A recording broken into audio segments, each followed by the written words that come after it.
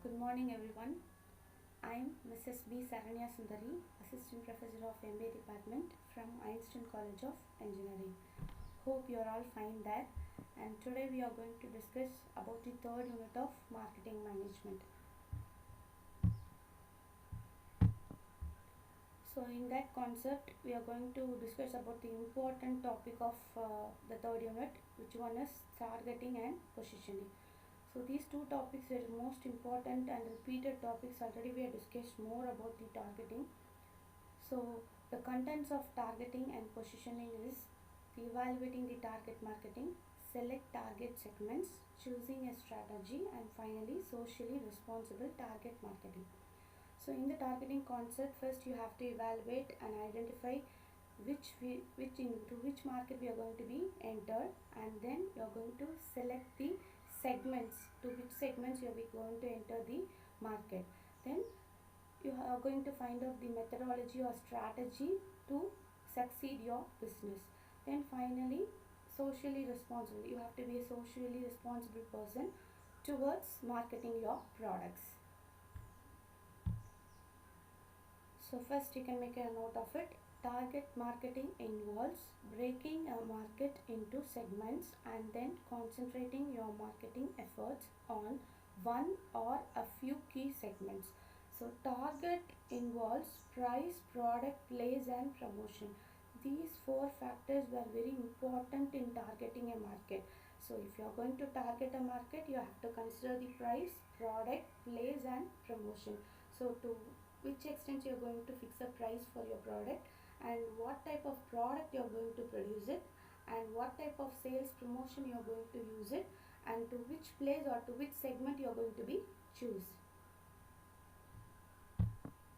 Then so evaluating target marketing. So in that three concepts we are going to discuss. First one is segment size and growth, segment structural attractiveness, then company objectives and resources.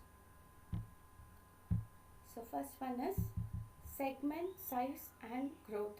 So in this you are going to, for example, if in any kind of business, if you are going to segment a market, so first step you have to be considered is segmenting the size and growth.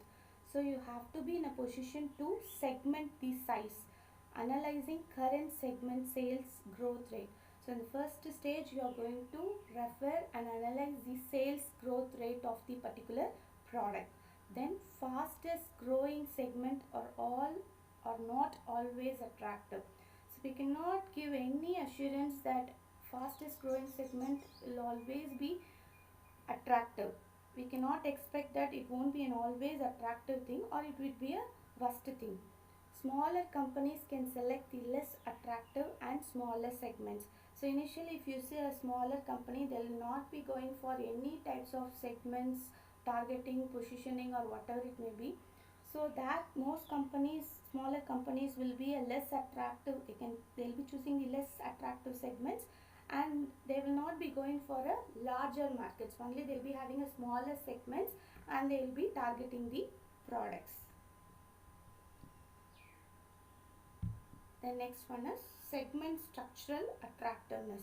So in this concept you are going to discuss about the segment structural attractiveness. Structural attractiveness, what do you mean by structural attractiveness? Is examining the attractiveness and also it affects the segment's attractiveness.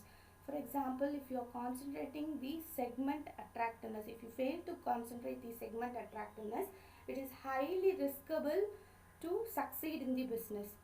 So in the first step you have to examine or analyze the structural attractiveness.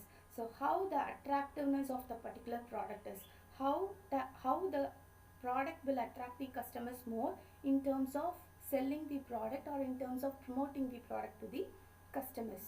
Then less attractive segments having more competitors.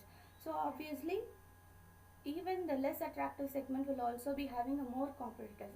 So already we discussed that, or we cannot say that the competitor's product will be having a high attractive segment. Even the less attractive segment will also be having a more competitors. Powerful suppliers can control the price, quality and quantity of the product or service. So it is more essential for the manufacturer or the business people to have a control over the price, quality and quantity of the product or service. So for example, if you are doing a business, so you should not be thinking in terms of generating the profit. So you have to consider the price, you have to consider the quality, and you have to consider the quantity of the product or service. So ethical system has to be followed in terms of fixing the price, assurance of quality, and the quantity of the product or services should not be reduced, should up to the mark. The next one is company's objectives and resources. So first of all, if you are doing a business, you'll be having a specific objectives.